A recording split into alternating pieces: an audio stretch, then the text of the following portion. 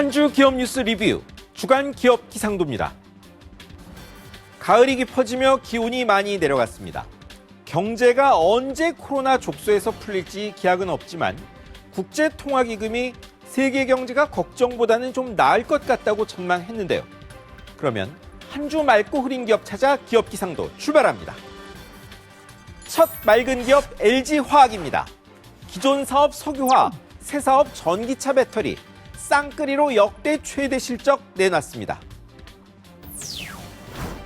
세계적 불황 무색하게 3분기 영업이익이 160%가량 급증한 9,021억 원, 매출까지 9% 늘어 모두 역대 최대였습니다. 코로나로 억눌렸던 가전, 자동차 수요 늘며 내장재 수요도 함께 급증했고 전기차 배터리도 흑자 이어간 덕이었습니다. 예정된 전기차 배터리 사업 놓고 소액주주들이 불만인데요. 4분기 실적도 호조가 예상돼 분사 뒤 팥없는 팥빵 될 것이란 걱정은 좀 덜 것 같습니다. 다음은 네이버와 CJ그룹입니다.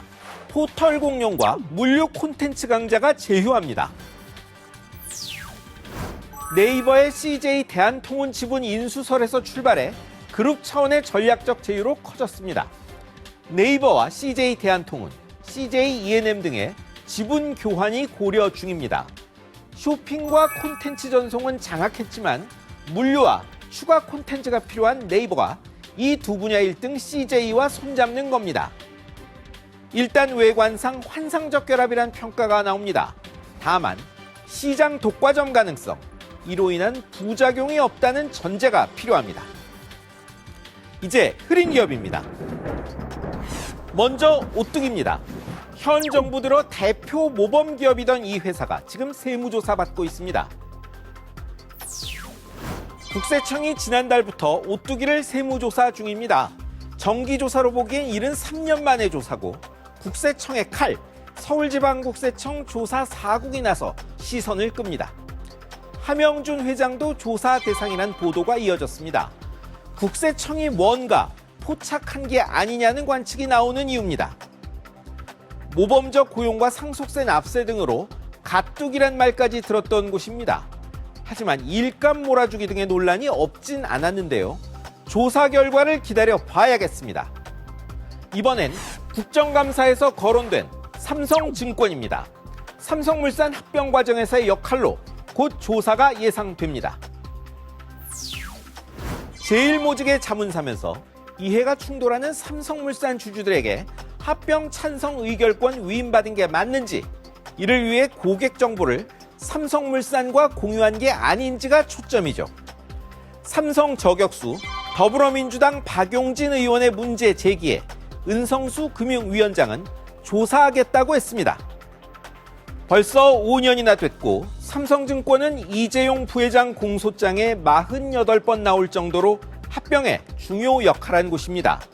은 위원장님, 재판과 별개로 잘못 유무와 제재 여부는 빨리 결론 나야 합니다. 다음은 롯데리아입니다. 유튜브 스타 모델 기용했다 황급히 흔적 지우기 나섰습니다. 뜬 지 2달 만에 유튜브 스타 이근의 예비역 해군 대위를 둘러싼 논란이 이어졌습니다. 그러자 롯데리아가 난감해졌습니다. 군대 연상시키는 제품 내놓고 이 대위를 모델로 마케팅해왔거든요. 부랴부랴 유튜브 SNS에서 이 대위 분량 삭제하고 대책 마련 중입니다. 어디까지 맞고 틀린지 결론 난 건 아닙니다. 하지만 군대 콘셉트 제품 내놨는데 정작 그 모델이 사라지면 이것도 해프닝이죠. 기업은 기회를 잡아야 하지만 위험도 함께 고려해야 합니다. 마지막은 이스타 항공입니다. 600명 넘는 직원이 한꺼번에 정리해고됐습니다. 예고됐던 것이지만 충격이 만만치 않습니다. 회사는 남은 비행기 6대에 맞춰서 인력을 줄인다지만 조종사 노조 위원장은 수백억 체불 임금도 해결 못하고 이럴 수는 없다며 무기한 단식 농성 들어갔습니다. 사직생의 각오로 이스타항공과 직원 일자리를 되살려 놓겠다. 설립자 이상직 의원이 민주당 탈당 회견 때 한 말입니다. 직원들은 물론 당국도 국민도 이 말이 현실화하기만 기다리고 있습니다. 이주열 한국은행 총재가 올해 경제 성장률이 예상치 마이너스 1.3%에서 크게 벗어나지 않을 것이라고 했습니다. 하지만 이 수치는 이전보다 상향 조정된 국제통화기금 예상보다 많이 높습니다. 수치가 좋다고 체감하는 건 아니지만 그래도 이 총재의 예상이 적중하기를 모두가 바라고 있습니다. 지금까지 주간 기업 기상도였습니다.